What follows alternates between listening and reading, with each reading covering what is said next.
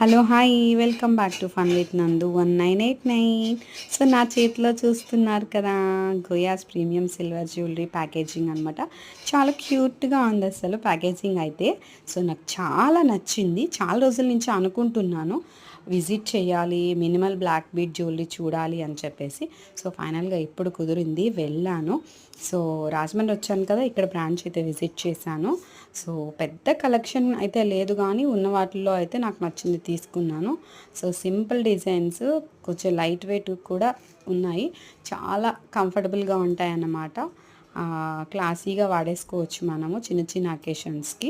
So చాలా నచ్చాయి నాకు కూడా. ఉన్న వాటిలో ఒక బెస్ట్ది అయితే సెలెక్ట్ చేసుకున్నాను.